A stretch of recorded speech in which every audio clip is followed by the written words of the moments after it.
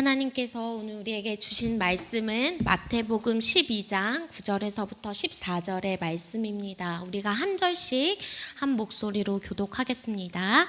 예수께서 그곳을 떠나서 그들의 회당에 들어가셨다. 그런데 거기에 한쪽 손이 오그라든 사람이 있었다. 사람들은 예수를 고발하고 안식일에 병을 고쳐도 괜찮습니까? 하고 예수께 물었다. 예수께서 그들에게 말씀하셨다. 너희 가운데 어떤 사람에게 양 한 마리가 있다고 하자. 그것이 안식일에 구덩이에 빠지면 그것을 잡아 끌어올리지 않을 사람이 어디에 있겠느냐. 사람이 양보다 얼마나 더 귀하냐. 그러므로 안식일에 좋은 일을 하는 것은 괜찮다. 그런 다음에 손이 오그라든 사람에게 말씀하셨다. 내 손을 내밀어라. 그가 손을 내미니 다른 손과 같이 성하게 되었다. 그래서 바리새파 사람들은 밖으로 나가서 예수를 없앨 모의를 하였다. 아멘. 오늘 예배 전에 우리가 읽은 마태복음 12장의 전반적인 분위기를 통하여서 그 당시 정치 종교 지도자들이 가진 예수님에 대한 오해와 핍박이 점점 더 견고해지는 것을 우리가 볼 수 있습니다. 그럼에도 불구하고 우리가 마태복음 12장을 통하여서 예수님의 언약의 완성이자 율법의 통치자이심을 이제 발견하게 될 것입니다. 마태복음은 개종한 유대인들을 위한 복음서라고 보통은 소개합니다.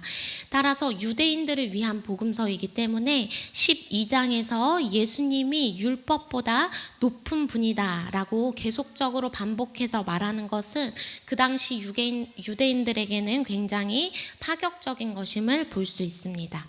따라서 우리가 오늘의 말씀을 듣기 전에 우리가 가져야 할 전제는 예수님이 언약의 완성이자 율법의 통치자이심을 우리도 같이 인정하면서 12장이 말하고자 하시는 맥락이 그것이거든요. 그래서 그것을 우리가 인정하면서 오늘의 말씀을 조금 더 깊이 있게 바라보고자 합니다.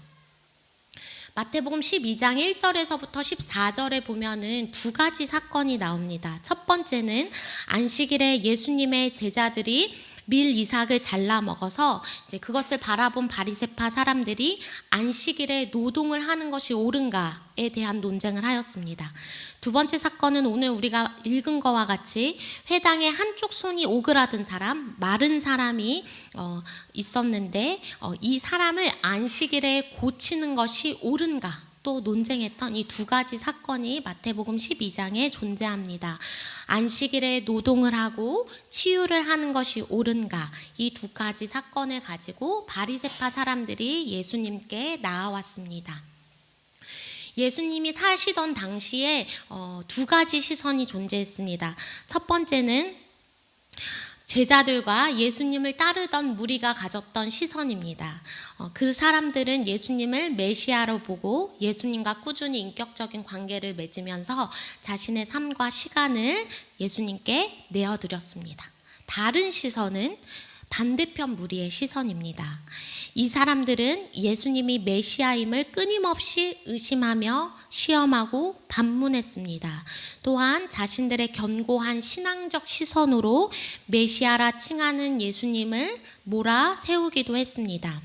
마태복음 12장에서는 이 두 번째 시선을 가진 사람들이 바리새파라는 이름으로 등장합니다.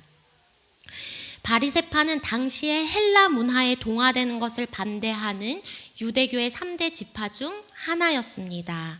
이들은 유대인은 하나님께 선택받은 선민으로서 경건하게 살자라는 경건주의 운동으로 시작한 모임이었습니다. 그런 지파였습니다. 그래서 바리새파 사람들이 주장했던 두 가지는 하나는 율법주의 신앙의 회복, 두 번째는 경건주의적인 생활, 이 두 가지를 외치면서 바리새파 사람들의 정체성을 견고하게 만들었습니다. 특별히 그랬기 때문에 율법을 누구보다 연구하고 철저히 엄격하게 지켰습니다. 그래서 유대 사람들에게 신뢰와 존경을 받는 사람이기도 했습니다. 그래서 이 바리새파 사람들의 시선, 이 사람들의 주된 관심사는 이것이었습니다. 저 예수라는 사람이 율법에 대해서 굉장히 잘 아는 것 같고 권세 있는 자와 같다. 그런데 바리새파 사람들은 아주 오랫동안 믿고 신뢰하였던 이 견고한 율법, 우리가 가지고 있는 우리의 정체성인 이 율법에 예수라는 사람이 계속 균열을 내고 있다. 그래서 이들은 예수님이 불편했습니다.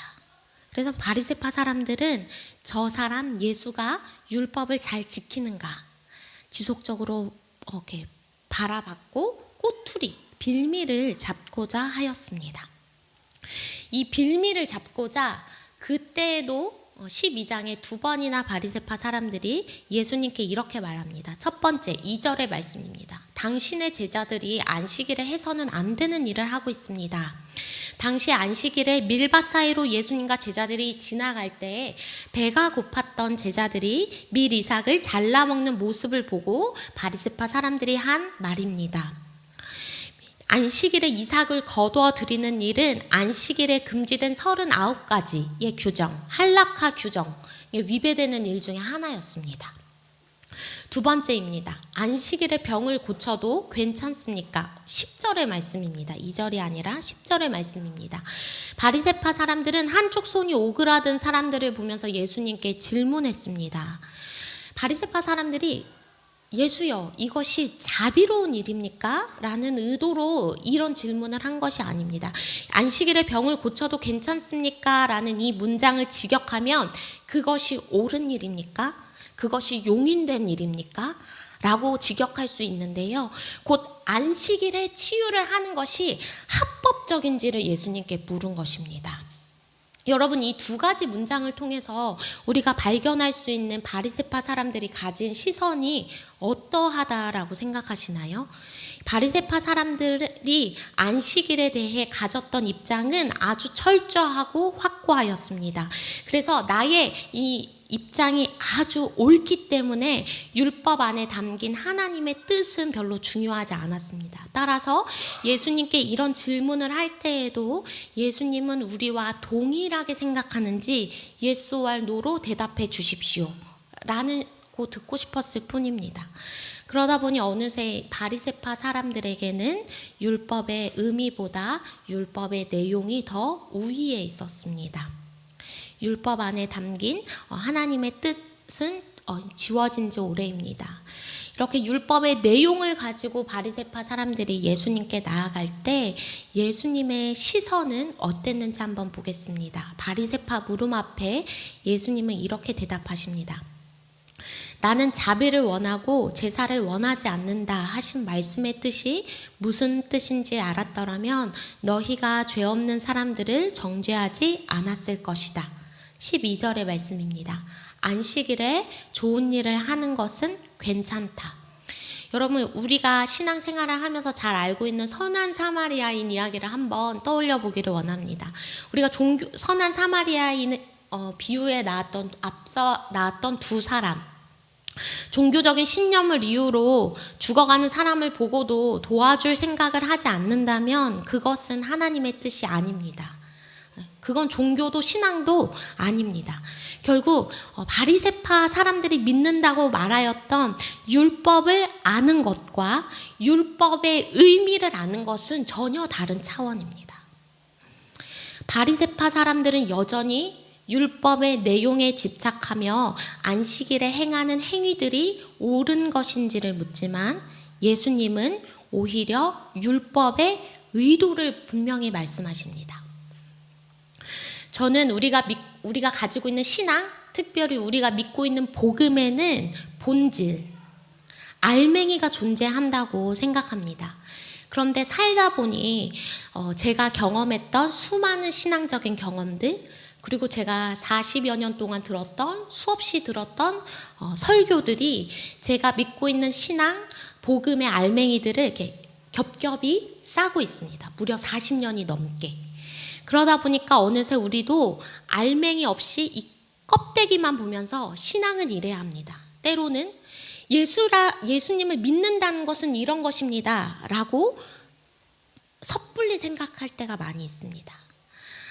오늘 이 시간 저와 여러분 자신을 다시금 돌아보기를 원합니다. 나는 바리새파와 같이 어느새 신앙적인 형태와 경험에 익숙해져서 진짜 복음이 뭔지 모를 때가 있지 않은가. 진짜 하나님께서 말씀하셨던 말씀의 의도를 잊을 때가 있지는 않은가. 복음의 본질, 알맹이가 있다는데 그것이 내 삶과 일치하고 있는가. 이것이 나의 신앙의 기준이 되고 있는가를 다시금 한번 되돌아보기를 원합니다. 신앙의 알맹이가 존재한다면 본질은 어떻게 볼 수 있을까요? 제가 예전에 공부를 할 때 기독교 교육 방법론에서 제가 굉장히 좀 충격적인 방법을 배운 것이 있어요. 그것이 무엇이냐면 추상이라는 개념입니다. 추상을 한자로 찾아보니까요. 뽑을 추의 코끼리상, 형태, 모양을 나타내는 꼴 뭐 이런 형상의 의미를 나타내는 코끼리상, 이 두 자의 한자를 쓰고 있었거든요. 그래서 국어 사전을 찾아보니 여러 가지 사물이나 개념에서 공통적인 특성이나 속성 따위를 추출하여 파악하는 작용이라고 정의하고 있었습니다. 사실 제가 그 전까지 느꼈던 추상이라는 이 이미지는 모호하다, 일정한 형태가 없다, 이런 이미지를 갖고 있었거든요. 아마도 우리가 보통 추상적이다라는 말을 쓸 때 이런 이미지로 사용해서 저도 추상이란 단어를 그렇게 알고 있지는 않았나라는 생각이 들었습니다. 그런데 국어 사전을 찾아보니 그런 의미가 아니더라고요. 특별히 제가 굉장히 재밌게 읽었던 책인데 생각의 탄생이라는 이 책에서는 추상에 대해서 이렇게 얘기합니다. 추상은 어떤 대상의 전체를 재현하는 것이 아니라 눈에 덜 띄는 한두 개의 특성만을 나타내는 것이다. 따라서 추상이라는 개념은 우리의 그 둘러싼 껍질들을 벗기고 불필요한 부분들을 계속 뽑아내는 거죠. 빼는 거예요. 제거하는 거죠. 그래서 결국은 남아있는 딱 하나의 대상의 본질 자체를 드러내게 하는 과정이 추상의 과정이다 라고 말합니다. 여러분, 추상화라고 했을 때 대표적으로 어떤 화가가 생각나나요? 맞아요. 약간 저랑 지적인 이런 수준 비슷하신 것 같아요. 우리가 추상화의 대가라고 하면 파블로 피카소를 생각합니다. 이게 파블로 피카소가 그렸던 화가와 그 여인이라는 대상이었나? 라고 보고 있는데요. 자신은 화가가 관찰하는 여인을 캔버스 안에 그리고 있어요. 그런데 이 캔버스 안에 그리고 있는 것들을 보시면 대부분 도형으로 딱 압축돼요. 그렇죠? 그러니까 파블로 피카소가 그 여인을 관찰할 때 불필요한 것들을 계속 뽑아내는 추상의 과정을 거쳤던 거예요. 그리고 남아있는 대상의 본질만을 그리고 있는 그 추상의 과정을 대변하는 그림 같아서 제가 이렇게 올렸습니다. 파블로 피카소가 말하기를 추상이라는 개념에 대해서 자신이 뭐라고 얘기하냐면 당신들은 보고 있어도 보고 있지 않다. 그저 보지만 말고 생각하라. 표면적인 것 배후에 숨어있는 놀라운 속성을 찾으라. 눈이 아니고 마음으로 보라 라고 이야기를 했거든요.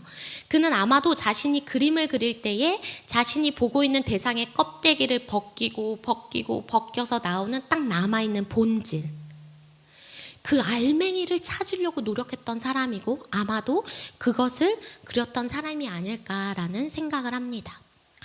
그렇다면 예수님이 율법의 내용과 상관없이 그것을 뛰어넘는 시선을 가지실 수 있었던 이유는 무엇일까? 예수님이 율법이라는 것들의 껍데기를 벗겨서 남아있는 그 알맹이는 무엇일까? 말씀의 알맹이를 딱 찾아보면 이게 나옵니다. 누가복음 10장 27절의 말씀입니다. 예수님 앞에 한 사람이 이렇게 대답합니다. 그가 대답하였다. 내 마음을 다하고 목숨을 다하고 내 힘을 다하고 뜻을 다하여 주 너의 하나님을 사랑하여라 하였고 또 내 이웃을 내 몸과 같이 사랑하여라 하였습니다. 결국 말씀을 싸고 있는 껍데기들을 다 벗기고 나니까요. 남아있는 본질은 이것입니다. 하나님을 사랑하고 사람을 나와 같이 사랑하는 것. 나를 사랑하듯이 사람을 사랑하는 것. 결국 복음의 알맹이는 이것입니다. 사랑. 바리새파 사람들은 율법의 껍질 내용을 보았지만 예수님은 그것들을 벗겨서 하나님의 의도, 말씀의 본질, 사랑을 보셨습니다. 그리고 예수님은 그 율법의 의도대로 행동하셨습니다. 단순히 눈이 아니라 마음으로 보신 예수님의 시선은 늘 바라보는 대상과 대상의 본질과 연결되는 것을 우리가 찾을 수 있습니다. 말씀에서 예수님이 이렇게 껍질을 벗기고 나서 바라본 그 시선이 누구에게 머물렀냐면 오늘 우리가 읽은 말씀에서는 한쪽 손이 오그라든 사람에게 머물렀습니다. 한쪽 손이 오그라든 사람을 보았을 때 바리새파 사람들은 안식일에 사람을 고치는 것이 합법적인지를 보았습니다. 사람들은 누군가 대상을 볼 때 기능을 볼 때가 참 많이 있다고 생각합니다. 저 사람은 지금 손이 마른 상태이구나 라는 것을 보는 사람도 있을 테고, 또는 지금 손이 말라버려서 오그라들어서 사용할 수 없는 상태겠다라고 생각하는 사람도 있습니다. 또 누군가는 바리새파 사람들처럼 죄를 지은, 그 당시에 병이 걸렸다는 것은 죄를 지은 상태였기 때문에 죄를 지은 사람을 에게 착한 일을 하는 것이 옳은가라는 당위의 여부로 접근할 때도 있습니다. 그런데 예수님은 달랐습니다. 기능이 아니라 손이 오그라든 사람, 손이 마른 사람의 껍데기를 벗기셔서 그 사람에 남아있는 본질, 사람, 존재 자체를 보셨습니다. 예수님이 이 존재 자체를 보니까 예수님께서 어떤 결론에 이르렀냐면 이렇게 말씀하십니다. 사람이 양보다 얼마나 더 귀하냐. 그러므로 안식일에 좋은 일을 하는 것은 괜찮다. 예수님의 시선이 어쩜 이렇게 바리새파 사람들과 다를 수 있을까? 피카소는 눈이 아니라 마음으로 보라고 했는데 예수님은 무엇을 보기에 이렇게 본질 자체를 보시는 걸까? 성경에서는 예수님의 이런 시선에 대해서, 본질을 보는 시선에 대해서 헬라어 한 단어로 표현하는 것이 있는데요. 그것이 바로 스플랑코 니조마이라는 단어입니다. 스플랑크 니조마이. 복음서 안에서는 이 말씀이 불쌍히 여기다라고 번역되어서 지속적으로 빈번히 나오고 있습니다.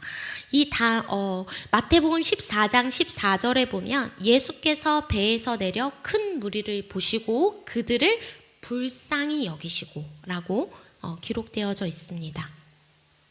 이 단어 스플랑크 니조마이의 단어 어원을 보고 해석하면 보통은 몸속 장기로 느끼며 가여워하다라고 느낄 수 있거든요. 그래서 우리나라로는 긍휼히 여기다, 불쌍히 여기다라고 표현되기도 합니다. 결국 예수님의 그 시선은 자신이 바라보는 대상, 사랑하는 대상, 그것들을 자신과 이렇게 스플랑크 니조마이라는 단어로 자기 존재와 연결시키는 것을 우리가 볼 수 있습니다. 여러분, 도혜연이라는 사람이 존재하고 여러분이라는 사람, 나라는 사람이 존재할 때 내 삶을 둘러싸고 있는 수많은 경험들과 기능의 껍데기들을 벗기다 보면 딱 그 본질 자체의 자아가 나올 텐데, 그 나라는 사람을 보신 예수님은 단순히 그것을 보는 것에 그치지 않으시고 스플랑크 니조마이의 시선으로 예수님과 저를 연대하십니다. 이 스플랑크 니조마이라는 단어로 예수님이 나를 바라보시고 연대하는 그것이 말씀에서 나오는 내 이웃을 내 몸과 같이 사랑하라 라는 그 율법이 이루어지는 순간입니다. 예수님이 나의 율법의 그 수많은 내용을 넘어서 사랑을 보여주시는 순간입니다. 그 예수님과 나라는 자신이 서로 연결되는 그 존재의 순간. 오늘 말씀에도 예수님이 스플랑크 니조마이의 시선으로 손이 오그라든 사람을 바라보았을 때 손이 오그라든 사람과 예수님의 존재가 서로 연결되었습니다. 그리고 그렇게 연결된 예수님이 그에게 뭐라고 말씀하시나요?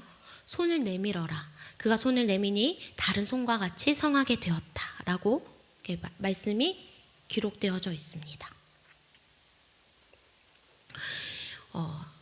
율법보다 위에 계신 예수님, 그리고 율법의 내용이 아닌 율법의 본질을 알고 사랑하신 예수님, 그 예수님이 율법을 뛰어넘는 사랑을 보여주시는 순간이 성경 곳곳에 기록되어져 있습니다.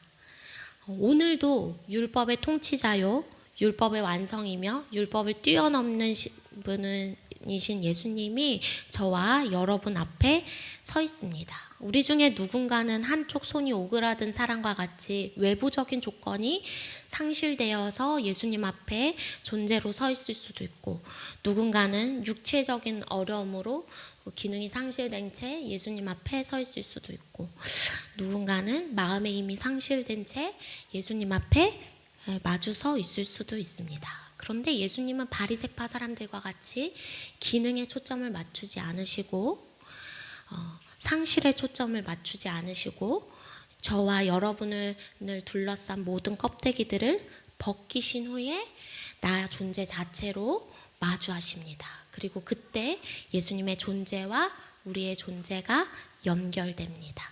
스플랑크 니조마이의 순간입니다. 예수님의 모든 것을 동원하여 느끼시고 공감합니다. 그때 예수님이 나의 존재와 연대하실 때 손이 오그라든 사람에게 내 손을 내밀어라 라고 말씀하시거든요. 그렇다면 지금 내 앞에서 나라고 포장한 모든 것들을 벗기시고 나 존재 자체를 보시는 예수님이 마주선다면 무엇이라고 말씀하실지 잠시 여러분이 말씀을 되돌려 보면서 묵상하시고 우리가 잠시 나눠보겠습니다. 제가 한 2분 정도 시간을 드릴 텐데요. 잠시 우리가 눈을 감고 예수님의 시선을 조금 묵상해 보기를 원합니다. 눈 다 감으시겠어요? 네, 여러분 한번 상상해 보세요. 나라는 존재가 서 있습니다. 나의 수많은 경험들과 수많은 신념들과 내가 가지고 있는 고정관념들이 나를 다 둘러싸고 있습니다. 때로는 역할들이 목사, 엄마, 딸 이런 역할들, 연구원 이런 역할들이 나라고 포장되어져 있는 경우도 많습니다. 그런 기능의 껍데기들을 다 벗어버리고 예수님 앞에 존재 자체로 서는 이미지를 한번 그려보십시오.